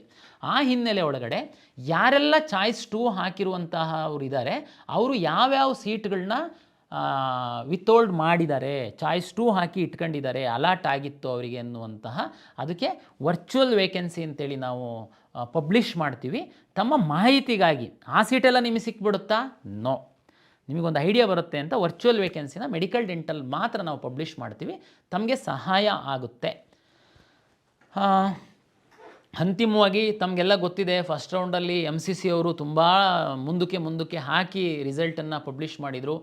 ಕರ್ನಾಟಕದ ವಿದ್ಯಾರ್ಥಿಗಳ ಹಿತದೃಷ್ಟಿಯಿಂದ ನಾವು ಸಹ ಮೆಡಿಕಲ್ ಡೆಂಟಲ್ನ ಅವರು ಫೈನಲ್ ರಿಸಲ್ಟ್ ಅನೌನ್ಸ್ ಮಾಡಿದ ಮೇಲೇ ನಾವು ಅಡ್ಮಿಷನ್ ಎನೇಬಲ್ ಮಾಡಿದ್ದೀವಿ. 2ನೇ ಸುತ್ತಿನಲ್ಲಿ ಈ ಹಿಂದೆ ಎಲ್ಲ ಏನಾಗ್ತಿತ್ತು, ನಾವು ಅಡ್ಮಿಷನ್ನಂತೂ ಶುರು ಮಾಡ್ತಿದ್ವಿ, ಅವರು ಫಸ್ಟ್ ರಿಸಲ್ಟ್ ಆದಮೇಲೆ ನಾವು ರಿಸಲ್ಟನ್ನು ಅನೌನ್ಸ್ ಮಾಡ್ತಾಯಿದ್ವಿ. ಕೆಲವು ವಿದ್ಯಾರ್ಥಿಗಳು ಬಂದು ಇಲ್ಲಿ ಕ್ಯಾನ್ಸಲ್ ಮಾಡಿಸ್ಕೊಂಡು ದಂಡ ಕಟ್ಟಿ ತಾವು ಹೊರಗಡೆ ಹೋಗ್ತಾಯಿದ್ರಿ. ಆಮೇಲೆ ಏನಾಗ್ತಿತ್ತು, ಅದೇ ರೌಂಡಲ್ಲಿ ಆ ಸೀಟ್ಗಳನ್ನ ನಾವು ನಮ್ಮ ವಿದ್ಯಾರ್ಥಿಗಳಿಗೆ ಕೊಡುವಂಥದ್ದಕ್ಕೆ ಆಗ್ತಿರಲಿಲ್ಲ. ತಮಗೆಲ್ಲ ಗೊತ್ತಿದೆ. ಯಾಕೆಂದರೆ ನಮ್ಮದು ಈ ವಿವಿಧ ಕಂಬೈನ್ಡ್ ಸೀಟ್ ಅಲಾಟ್ಮೆಂಟ್ ಇರಲಿಕ್ಕೆ ಹೋಗಿ ಮತ್ತು ಸಾಕಷ್ಟು ಕನ್ವರ್ಷನ್ ಆಗುತ್ತೆ. ಈ ಕಾರಣಕ್ಕೆ ಹೋಗಿ ನಮಗೆ 2 to 3 ಡೇಸು ಫುಲ್ಲು 24 ಅವರ್ಸ್ ಅಂತಂದರೆ 50 to 60 ಅವರ್ಸ್ ತನಕ ನಮಗೆ ಸೀಟ್ ಅಲಾಟ್ಮೆಂಟ್ ಪ್ರಕ್ರಿಯೆಗೆ ಬೇಕಾಗುತ್ತೆ. ಆ ಕಾರಣಕ್ಕೆ ತುಂಬ ಗಡಿಬಿಡಿನಲ್ಲಿರುತ್ತೆ. MCC ರಿಸಲ್ಟ್ ಅನೌನ್ಸ್ ಮಾಡಿದ ಮೇಲೆ ಮತ್ತೆ ನಾವು ಅವನ್ನೆಲ್ಲದನ್ನು ಅವಕಾಶ ಕೊಟ್ಟು ಮತ್ತೆ ರೀರನ್ ಮಾಡ್ತೀವಿ ಅಂತಂದರೆ ಒಂದು ವಾರ ಹೋಗ್ಬಿಡುತ್ತೆ ಅಂತ ಹಿಂದೆ ಮಾಡಿಲ್ಲ. ಆದರೆ ಈ ಸರಿ ಒಂದು ನಾವು ನಮ್ಮ ಕನ್ನಡಿಗರ, ಕರ್ನಾಟಕ ವಿದ್ಯಾರ್ಥಿಗಳ, ಪೋಷಕರ ಹಿತದೃಷ್ಟಿಯಿಂದ ಕರ್ನಾಟಕ ಪರೀಕ್ಷಾ ಪ್ರಾಧಿಕಾರ ಒಂದು ಸಣ್ಣ ಬದಲಾವಣೆಯನ್ನು ಮಾಡಿದೆ. ಇದು ವಿಶೇಷವಾಗಿ ಮೆಡಿಕಲ್ಲು, ಡೆಂಟಲ್ಲಿಗೆ ಅನುಕೂಲ ಆಗುವಂತಹ, ಆಯುಷ್ ಅವರಿಗೆ ಅನುಕೂಲ ಆಗುವಂತಹ ವಿಷಯ. ಇಂಡೈರೆಕ್ಟಾಗಿ ಅದು ಬೇರೆಯವರಿಗೂ, ಇಂಜಿನಿಯರಿಂಗು, ಆರ್ಟಿಕಲ್ಚರ್, ವೆಟರ್ನರಿಗೂ ಸಹ ಅನುಕೂಲ ಆಗುತ್ತೆ. ಏನಪ್ಪ ಅದು ಅಂತಂದರೆ, ನಾವು ಏನು 2ನೇ ಸುತ್ತಿನ ಕೌನ್ಸಿಲಿಂಗ್ ಟೈಮ್ ಟೇಬಲ್ ನಾವು ವೆಬ್ಸೈಟಲ್ಲಿ ಪಬ್ಲಿಷ್ ಮಾಡಿದ್ದೀವಿ, ತಾವು ನೋಡ್ಕೊಳ್ಬೋದು. ಲಾಸ್ಟ್ ಡೇಟ್ ಏನು ಕೊಟ್ಟಿದ್ದೀವಿ, ಅದಾದಮೇಲೆ ನಾವು 2-3 ಡೇಸ್ ಆದಮೇಲೆ ನಾವು ಮಾಕ್ ರಿಸಲ್ಟನ್ನು ಪಬ್ಲಿಷ್ ಮಾಡ್ತೀವಿ. ತಮಗೆಲ್ಲ ಗೊತ್ತಿದೆ, ಈ ಹಿಂದೆ ಎಲ್ಲ ಮಾಕ್ ರಿಸಲ್ಟು ಫಸ್ಟ್ ರೌಂಡ್ ಪೂರ್ವದಲ್ಲಿ ಮಾಕ್ ರಿಸಲ್ಟ್ ಮಾಡ್ತಿದ್ವಿ. ಮಾಕ್ ರಿಸಲ್ಟಲ್ಲಿ ನಿಮಗೊಂದು ಐಡಿಯಾ ಬರ್ತಿತ್ತು, ನಮಗೆ ಯಾವ್ಯಾವ ಸೀಟ್ ಸಿಕ್ಕಿದೆ ಅಂತೇಳಿ. ಆಮೇಲೆ ಮತ್ತೆ ನಾವು 2 to 3 ಡೇಸು ತಮಗೆ ಸಮಯವನ್ನು ಕೊಡ್ತಾಯಿದ್ವಿ, ನೀವು ರೀಅರೇಂಜ್ ಮಾಡಲಿಕ್ಕೆ, ಆಪ್ಷನ್ ಹಾಕಲಿಕ್ಕೆ, ಡಿಲೀಟ್ ಮಾಡಲಿಕ್ಕೆ. ಆ ಥರದ್ದು ಪ್ರಕ್ರಿಯೆ ಈ ಸರಿ ಇರಲ್ಲ. ಇದು ಫಸ್ಟ್ ರೌಂಡ್ ಮಾರ್ಕ್ ರಿಸಲ್ಟ್ ಅಲ್ಲ, ಆಗಲೇ ಕೌನ್ಸಿಲಿಂಗ್ ಪ್ರಕ್ರಿಯೆ ಶುರುವಾಗಿದೆ. ನಾವು 2ನೇ ಸುತ್ತಿನ ಆಪ್ಷನ್ ಎಂಟ್ರಿದ್ದು ಏನು ರೀಅರೇಂಜು ಹಾಕುವಂಥದ್ದು ಸಮಯ ಮುಗಿದ ನಂತರ ಎರಡನೇ ಸುತ್ತಿನ ಮಾಕ್ ಫಲಿತಾಂಶವನ್ನು ನಾವು ಪಬ್ಲಿಷ್ ಮಾಡ್ತೀವಿ. ಪಬ್ಲಿಷ್ ಮಾಡಿದ ನಂತರ ನಾವು ವೆಯ್ಟ್ ಮಾಡ್ತೀವಿ MCC ಅವರ ರಿಸಲ್ಟಿಗೋಸ್ಕರ. ಒಂದು ಸರಿ MCC ಅವರು ರಿಸಲ್ಟು ಬಂದ ತಕ್ಷಣ ನಾವು ನಮ್ಮ ಮಾಕ್ ರಿಸಲ್ಟ್ ಏನಿರುತ್ತಲ್ವ ಅದ್ರ ಮೇಲೆ ಕ್ವಿಟ್ ಆಪ್ಷನನ್ನು ನಿಮಗೆ ಕೊಡ್ತೀವಿ. ತಾವು MCCನಲ್ಲಿ ನಮ್ಮಲ್ಲಿ ಅಂತೂ ನಾವು ಮಾಕ್ ರಿಸಲ್ಟ್, ಆಮೇಲೆ ಸರ್ ಮಾಕ್ ರಿಸಲ್ಟೇನೆ ಫೈನಲ್ ರಿಸಲ್ಟ್ ಆಗುತ್ತೆ ಅನ್ನೋದೇನು ಗ್ಯಾರಂಟಿ? ಕೆಲವರು ವಿತಂಡವಾದ ಮಾಡುವಂಥವ್ರು ಇರ್ತಾರೆ. ಮಾಕ್ ರಿಸಲ್ಟ್ ಏನಿದೆ 99.9% ಏನೂ ಚೇಂಜ್ ಆಗಲ್ಲ. ಇನ್ನೂ ನಿಮಗೆ ಉನ್ನತ ಅವಕಾಶಗಳೇನೇ ಸಿಗ್ತವೆ, ಕೆಳಗಡೆ ಅವಕಾಶಗಳೇನು ಸಿಗಲ್ಲ. ಅದೇ ಹೇಗೆ ಅಂತ ಹೇಳ್ತೀನಿ. ಮಾಕ್ ರಿಸಲ್ಟ್ ಪಬ್ಲಿಷ್ ಮಾಡಿ ನಾನು MCC ರಿಸಲ್ಟಿಗೆ ವೆಯ್ಟ್ ಮಾಡ್ತೀನಿ. MCC ಅವರು ರಿಸಲ್ಟ್ ಪಬ್ಲಿಷ್ ಮಾಡಿದ ಮೇಲೆ ನಿಮಗೆ ಒಂದು ದಿವಸ, ಸಮಯ ಕಡಿಮೆ ಇದೆ, ದಯಮಾಡಿ ವಿದ್ಯಾರ್ಥಿಗಳು ಪೋಷಕರು ಅರ್ಥ ಮಾಡ್ಕೊಳ್ಬೇಕು. ಯಾಕೆ ಈ ಮಾತು ಹೇಳ್ತಾ ಇದ್ದೀನಿ ಅಂತಂದರೆ, ಈಗ ನಾವು ಎಷ್ಟು 3 ಸರಿ ಎಕ್ಸ್ಟೆಂಡ್ ಮಾಡಿದ್ರೂ ನಮ್ಮ ಪ್ರಾಧಿಕಾರದ ಮುಂದೆ ಬರ್ತಾರೆ, ಸರ್ ನನಗೆ ಮರ್ತೋಗಿತ್ತು, ಇರಲಿಲ್ಲ ಅಂತ. ಹಾಗಾಗಿ MCC ರಿಸಲ್ಟ್ ಅನೌನ್ಸ್ ಮಾಡಿದ ಮೇಲೆ ಒಂದು ದಿನ ಸಮಯವನ್ನು ತಮಗೆ ಕೊಡ್ತೀವಿ, ಮತ್ತು ನಿಮಗೆ ಕ್ವಿಟ್ ಆಪ್ಷನ್ ಕೊಡ್ತೀವಿ. ತಾವು ನಮ್ಮ KEA ಕೌನ್ಸಿಲಿಂಗಿಂದ ತಾವು ಕ್ವಿಟ್ ಬಟನ್ ನಮ್ಕಿ ಎಕ್ಸಿಟ್ ಆಗಬಹುದು. ನಿಮಗೆ ಫ್ರೀ ಎಕ್ಸಿಟ್, ತಮಗೆ ಯಾವ ₹1 ಸಹ ನಾವು ಪೆನಾಲ್ಟಿ ಹಾಕಲ್ಲ. ಉದಾಹರಣೆಗೆ ತಾವು ಕಾಶ್ ಆ್ಯಂಡ್ ಡೆಪಾಸಿಟ್ಟು ಈಗ 1 ಲಕ್ಷ ಕಟ್ಟಿದ್ದೀರಾ, ಈಗ ಕಟ್ತೀರಾ. ಫಸ್ಟ್ ರೌಂಡಲ್ಲೇ ಚಾಯ್ಸ್ 2 ಹಾಕಿರುವಂಥವ್ರು 12 ಲಕ್ಷಕ್ಕಿಂತ ಹೆಚ್ಚಿನ ಸೀಟ್ ಪಡೆದಂಥವರೆಲ್ಲ 12 ಲಕ್ಷದಷ್ಟೆಲ್ಲ ತಾವು ಕಟ್ಟಿದ್ದೀರಾ, ಎಲ್ಲ ಹಣನ ನಿಮಗೆ ವಾಪಸ್ ಕೊಡ್ತೀವಿ. ಆದರೆ ಅಲ್ಲೊಂದು ಕಂಡೀಷನ್ ಇದೆ. ಏನು ಅಂತಂದರೆ, ಯಾರಿಗೆ ಕೊಡ್ತೀವಿ ನಾವು ಹಣನ? ಕ್ವಿಟ್ ಯಾರು ಮಾಡ್ಬೋದು? ಬೇರೆ ಯಾವುದಾದ್ರೂ ರಾಜ್ಯದಲ್ಲಿ ಮೆಡಿಕಲ್ ಸೀಟ್ ಸಿಕ್ಕಿರಬೇಕು, MCCನಲ್ಲಿ ಮೆಡಿಕಲ್ ಸೀಟ್ ಸಿಕ್ಕಿರಬೇಕು. ಅವರು ನಮ್ಮ ಸಿಸ್ಟಮಿಂದ ಕ್ವಿಟ್ ಆದರೆ ತಮಗೆ ನಾವು ಸಂಪೂರ್ಣ ಹಣವನ್ನು ವಾಪಸ್ ಕೊಡ್ತೀವಿ. ಉಳಿದವರಿಗೆ ಯಾರಿಗೆ ಕ್ವಿಟ್ ಮಾಡುವಂಥದ್ದಕ್ಕೆ ಅವಕಾಶಗಳಿಲ್ಲ. ತಾವೇನಾದ್ರೂ ಕ್ವಿಟ್ ಮಾಡ್ತು ಅಂತಂದರೆ ನಿಮ್ಮ ಕಾಶ್ ಆ್ಯಂಡ್ ಡೆಪಾಸಿಟ್ ಏನಿದೆ ಫೋರ್ಫಿಟ್ ಮಾಡ್ತೀವಿ ನಾವು. ಯಾಕೆಂತಂದರೆ ನಾವು ಸರ್ ಇಲ್ಲ ನೀವು ಮೆಡಿಕಲ್ ಸಿಕ್ಕಿದವರಿಗೆ ಮಾತ್ರ ಕೊಡಿ. ನೋಡಿ ಅವಾಗ ಏನಾಗುತ್ತೆ, ನಾನು ಎಲ್ಲರಿಗೆ KEAಗೆ ಕರಿಬೇಕಾಗುತ್ತೆ, ಅದು ಮತ್ತೆ ಕಷ್ಟ ಆಗುತ್ತೆ. ಅದಕ್ಕೆ ನಾನು ಆನ್ಲೈನಲ್ಲಿ ಇರ್ತೀನಿ. ಒಬ್ಬ ಇಂಜಿನಿಯರಿಂಗ್ ಸಿಕ್ಕಿರುತ್ತೆ, ಸುಮ್ಮನೆ ತಮಾಷೆ ನೋಡಲಿಕ್ಕೆ ಹಾಕಿರ್ತಾನೆ ಆಪ್ಷನ್ನು. ಈಗ ಕ್ವಿಟ್ ಹೆಂಗೂ ಇದೆಯಲ್ಲ, ಹೆಂಗೂ ದುಡ್ಡು ಕಟ್ಟಿಲ್ಲ ನಾನು ಕ್ವಿಟ್ ಮಾಡಿಬಿಡ್ತೀನಿ ಅಂತ. ಅಷ್ಟು ಈಸಿ ಇಲ್ಲ ನಮ್ಮ ಸಿಸ್ಟಮಿಂದ ಹೊರಗಡೆ ಹೋಗುವಂಥದ್ದು. ನೀವು ಸುಮ್ಮನೆ ದುಡ್ಡು ಹೇಗೂ ಕಟ್ಟಿಲ್ಲ ಹೇಗೆ ಅಂತ ಕ್ವಿಟ್ ಮಾಡಿದರೆ 1 ಲಕ್ಷ ಕಾಶ್ ಆ್ಯಂಡ್ ಡೆಪಾಸಿಟ್ ಮೆಡಿಕಲ್ ಇದ್ದವ್ರು ಮಾತ್ರ ಇರುತ್ತೆ. ಮೆಡಿಕಲ್ ಇಲ್ಲ, ಬರೀ ಇಂಜಿನಿಯರಿಂಗೋ ಇನ್ನೇನೋ ಆದರೆ ಕಾಶ್ ಆ್ಯಂಡ್ ಡೆಪಾಸಿಟೂ ಏನೂ ಇರಲ್ಲ. ನಾನು ಕ್ವಿಟ್ ಮಾಡಿ ಹೋಗ್ತೀನಿ ಅಂತಂದರೆ ನಾವು ಮುಂದಿನ ದಿನಗಳಲ್ಲಿ ಹೇಳ್ತೀವಿ ಅವನಿಗೆ ಯಾವ ರೀತಿ ನಾವು ಬ್ಯಾನ್ ಮಾಡ್ತೀವಿ ಕೌನ್ಸಿಲಿಂಗಲ್ಲಿ. ನೀವು ಮ್ಯಾನೇಜ್ಮೆಂಟಲ್ಲಿ ಸೀಟಲ್ಲಿ ಹೋಗಿ ಸೇರಿದರೆ ಸಹ VTUನಲ್ಲಿ ನಿಮ್ಮದು ರಿಜಿಸ್ಟ್ರೇಷನ್ ನಂಬರ್ ಕೊಡುವಂಥದ್ದು, ಅಲ್ಲಿ ಸಹ ಹೋಲ್ಡ್ ಮಾಡಿಸ್ತೀವಿ. ಹಾಗಾಗಿ ಯಾರು MCCನಲ್ಲಿ ಮತ್ತು ಬೇರೆ ಯಾವುದಾದ್ರೂ ರಾಜ್ಯದಲ್ಲಿ ಮೆಡಿಕಲ್ ಸೀಟು ಡೆಂಟಲ್ ಸೀಟ್ ಸಿಕ್ಕಿ ತಾವು ಹೋಗುವಂಥದ್ದಕ್ಕೆ ಇಚ್ಛೆಪಟ್ಟರೆ ನಮ್ಮಲ್ಲಿ ಕ್ವಿಟ್ ಮಾಡಿ ತಾವು 1 ದಿವಸದಲ್ಲಿ MCC ರಿಸಲ್ಟ್ ಬಂದು 1 ದಿವಸದಲ್ಲಿ ತಾವು ಹೊರಗಡೆ ಹೋಗ್ಬೋದು. ಓಕೆ, ಇದು ನಮಗೇನು ಬೆನಿಫಿಟ್ ಆಗುತ್ತೆ? ಕನ್ನಡಿಗರಿಗೆ, ಕರ್ನಾಟಕದ ಪೋಷಕರಿಗೆ ಏನು ಬೆನಿಫಿಟ್ ಆಗುತ್ತೆ ಹೇಳ್ತೀನಿ. ಮಾಕ್ ರಿಸಲ್ಟ್ ಆದಮೇಲೆ ಉದಾಹರಣೆಗೆ 100 ವಿದ್ಯಾರ್ಥಿಗಳು ನಮ್ಮಿಂದ ಕ್ವಿಟ್ ಮಾಡಿ ಮೆಡಿಕಲ್ಲಿಗೆ ಹೋದರು. ಆ 100 ಸೀಟುಗಳನ್ನು ನಾನು ಅದೇ ಸುತ್ತಿನಲ್ಲಿ ಹಾಕ್ಕೊಂಡು ನಾನು ರೀರನ್ ಮಾಡ್ತೀನಿ. ಆದರೆ ಒಂದು ನೆನಪಿರಲಿ ಪೋಷಕರೇ, ವಿದ್ಯಾರ್ಥಿಗಳೇ, ನಿಮಗೆ ರೀಅರೇಂಜು, ಅಡಿಷನ್ನು, ಡಿಲೀಷನ್ನು ಅವಕಾಶ ಇರಲ್ಲ. ಅದಕ್ಕೇ ನಾನು ಇಲ್ಲಿ ನಿಮಗೆ ಇನ್ನೊಂದು ಎಚ್ಚರಿಕೆ ಕೊಡ್ತೀನಿ. ಈಗೇನು ನಿಮಗೆ ಅವಕಾಶ ಇದೆ ಅಲ್ಲ ರೀಅರೇಂಜ್ ಮಾಡುವಂಥದ್ದಕ್ಕೆ, ವರ್ಚುವಲ್ ವೇಕೆನ್ಸಿ ಇದೆ. ಯಾವುದೋ ಒಂದು ಮೆಡಿಕಲ್ ಕಾಲೇಜಲ್ಲಿ ಸೀಟ್ ಇದೆ ಅಂತ ನೀವು ನಿಮ್ಮ ಲಾಗಿನ್ ಒಳಗಡೆ ಆ ಒಂದು ಮೆಡಿಕಲ್ ಕಾಲೇಜ್ ಇದೆ ಅಂತ ವಿಚಾರ ಮಾಡೋಣ. ಆದರೆ ನಮ್ಮ ವೇಕೆನ್ಸೀಸಲ್ಲಾಗಲಿ ವರ್ಚುವಲ್ ವೇಕೆನ್ಸೀಸಿನಲ್ಲಿ ಇಲ್ಲದೆ ಇರ್ಬೋದು, ಅದು ಸೀಟೇ ಇಲ್ಲದೆ ಇರ್ಬೋದು ನಿಮಗೆ. ಮತ್ತು ಇಲ್ಲ ಅಂತ ನಾನು ಡಿಲೀಟ್ ಮಾಡಿಬಿಡ್ತೀನಿ ನೋ, ನನ್ನ ಅಡ್ವೈಸ್ ಇದೆ ನಿಮಗೆ, ನೀವು ಡಿಲೀಟ್ ಮಾಡೋಕ್ಕೆ ಹೋಗಬೇಡಿ. ಯಾಕೆ ಅಂತಂದರೆ ಮಾಕ್ ರಿಸಲ್ಟ್ ಆದಮೇಲೆ ಆ ಕಾಲೇಜಿನ ಒಬ್ಬ ವಿದ್ಯಾರ್ಥಿ ಏನಾದರೂ ಕ್ವಿಟ್ ಮಾಡೋದ್ರೆ ಆ ಸೀಟು ಸಿಗುತ್ತೆ. ಅದನ್ನು ನೀವು ಮತ್ತೆ ನಮಗೆ ಪ್ರಶ್ನೆ ಮಾಡಬಾರ್ದು. ಅಲ್ಲ ನೀವು ಕ್ವಿಟ್ ಮಾಡಿ ಹೋಗಿದ್ದು ಪಟ್ಟಿ ಹಾಕಬೇಕು, ನಮಗೆ ಅವಕಾಶ ಕೊಡು. ನೋ, ಟೈಮ್ ಇಲ್ಲ. ನಾನು ಇದು ಫೆಸಿಲಿಟೇಟ್ ಮಾಡ್ತಾಯಿದ್ದೀನಿ ನಿಮಗೆ. ಇದಕ್ಕಿಂತ ಹೆಚ್ಚು ತಾವು ಇದು ಮಾಡೋದಕ್ಕೆ ಹೋಗಬೇಡಿ. ಅದಕ್ಕೆ ಈಗಲೇ ನಾನು ಅದನ್ನು ಹೇಳ್ತಾ ಇದ್ದೀನಿ. ನೀವು ಈಗೇನಿದೆ ನಿಮ್ಮ ಲಾಗಿನ್ ಒಳಗಡೆ ಎಷ್ಟೋ ಕಾಲೇಜ್ ಇದೆ ಅಂತಂದರೆ ಅದರಲ್ಲಿ ಸೀಟ್ ಇದೆ ಇಲ್ಲ ಅಂತ ಅನ್ನೋದಕ್ಕಿಂತ ಉಳಿಸಿ. ಯಾಕೆಂದ್ರೆ ನಾನು ರೀರನ್ ಮಾಡುವಾಗ ನಿಮ್ಮದು ಆಪ್ಷನ್ಸ್ ಇರಬೇಕಲ್ಲ, ನಾನು ಅಲರ್ಟ್ ಮಾಡೋದಕ್ಕೆ. ಆಪ್ಷನ್ಸೇ ಇಲ್ಲ ಅಂತಂದರೆ ನಮ್ಮ ಸಿಸ್ಟಮ್ ಅಲರ್ಟ್ ಮಾಡೋದಕ್ಕಾಗಲ್ಲ. ಅದಕ್ಕೋಸ್ಕರ ನಾನು ಹೇಳ್ತಾ ಇದ್ದೀನಿ, 2ನೇ ಸುತ್ತಿನ ಕರ್ನಾಟಕ ಪರೀಕ್ಷಾ ಪ್ರಾಧಿಕಾರ 2ನೇ ಸುತ್ತಿನಲ್ಲಿ ನಮ್ಮ ಆಪ್ಷನ್ಸ್ ಎಂಟ್ರಿದು ಮುಗಿದ ಮೇಲೆ ನಾವು ಮಾಕ್ ರಿಸಲ್ಟನ್ನು ಪಬ್ಲಿಷ್ ಮಾಡ್ತೀವಿ. ಮಾಕ್ ರಿಸಲ್ಟ್ ಆದ ನಂತರ ನಾವು ತಮಗೆ ಸಮಯ ಕೊಡ್ತೀವಿ. MCC ಅವರು ರಿಸಲ್ಟ್ ಬಂದು ನಂತರ 1 ದಿನ ತಮಗೆ ಸಮಯ ಕೊಡ್ತೀವಿ. ಆವಾಗ ತಾವು ಕ್ವಿಟ್ ಮಾಡಿ ಹೋಗುವಂಥದ್ದಿತ್ತು ಅಂತಂದರೆ, ಬೇರೆ ರಾಜ್ಯದಲ್ಲಿ ಮತ್ತು MCCನಲ್ಲಿ ಮೆಡಿಕಲ್ ಸೀಟ್ ಸಿಕ್ಕಿತ್ತು ಅಂತಂದರೆ ತಾವು ಫ್ರೀಯಾಗಿ ಈ ಸಿಸ್ಟಮಿಂದ ಹೊರಗಡೆ ಹೋಗಬಹುದು. ಏನು ಹೋಗ್ತಾರೆ ವಿದ್ಯಾರ್ಥಿಗಳು, ಅಷ್ಟು ಸೀಟುಗಳನ್ನು ಅದೇ ಸುತ್ತಿನಲ್ಲಿ ನಾವು ಹಾಕಿ ನಾವು ರೀರನ್ ಮಾಡಿ ರಿಸಲ್ಟ್ ಪಬ್ಲಿಷ್ ಮಾಡ್ತೀವಿ. ಯಾವುದೇ ರಾಜ್ಯದಲ್ಲಿ ಅಥವಾ MCCನಲ್ಲಿ ಸೀಟು ಸಿಕ್ಕದೆ ನಮ್ಮಿಂದ ಕ್ವಿಟ್ ಮಾಡ್ತೀರಾ ಅಂತಂದರೆ ನಿಮಗೆ ಫ್ರೀ ಎಕ್ಸಿಟ್ ಇರಲ್ಲ, ನಿಮಗೆ ಪೆನಾಲ್ಟಿ ಹಾಕಿ ನಿಮಗೆ ಕಳಿಸ್ಕೊಡ್ತೀವಿ.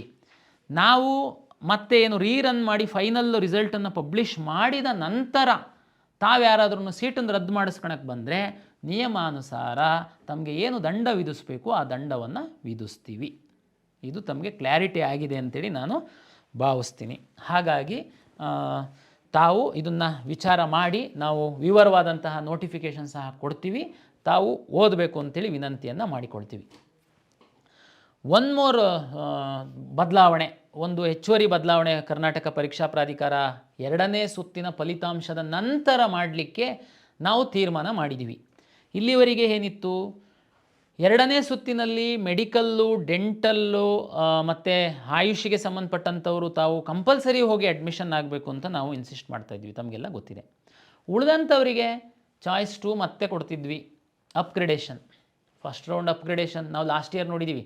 ಫಸ್ಟಿಂದ ಕೊನೆ ತನಕ ಅಪ್ಗ್ರೇಡೇಷನ್ನಲ್ಲೇ ಬಂದು ಕೊನೆಗೆ ಅಡ್ಮಿಷನ್ ಆಗದೆ ಹೋಗ್ಬಿಟ್ಟಾವ, ಆ ಕಾಲೇಜ್ ಪಾಲಾಗಿ ಹೋಗ್ಬಿಡ್ತದೆ ಸೀಟು. ಅದೇ ಬ್ಲಾಕಿಂಗ್ ಅಂತೆಲ್ಲ ತಾವು ಕೇಳಿದ್ದೀರಾ. ಈ ಸರಿ ಒಂದು ಬದಲಾವಣೆ ಅಂತ ನಾವೇನು ಮಾಡಿದ್ದೀವಿ ಅಂತಂದರೆ, ಫಸ್ಟ್ ರೌಂಡಲ್ಲಿ ಅಪ್ಗ್ರೇಡೇಷನ್ ಅವಕಾಶ ಕೊಟ್ಟಿದ್ದೀವಿ ತಮಗೆ, ತಾವು 2ನೇ ರೌಂಡಲ್ಲಿ ಬಂದಿದ್ದೀರಾ. 2ನೇ ರೌಂಡಲ್ಲಿ ನಾವು ಅಪ್ಗ್ರೇಡ್ ಮಾಡುವಂತಹ ಅವಕಾಶವನ್ನು ಕೊಡ್ತಾ ಇಲ್ಲ. ಚಾಯ್ಸ್ 3 ಸಿಕ್ಕಿರೋ ಕಾಲೇಜನ್ನು ಬಿಟ್ಟು ನಾನು ಮುಂದಿನ ರೌಂಡಿಗೆ ಬರ್ತಾಯಿದ್ದೀನಿ ಎನ್ನುವಂತಹ ಅವಕಾಶವನ್ನು ಕೊಡ್ತಾ ಇಲ್ಲ. ತಾವು ಭಾಳ ವಿಚಾರ ಮಾಡಿ ತಾವು ಈಗಲೇ ಆಪ್ಷನ್ಸ್ ಹಾಕಿ.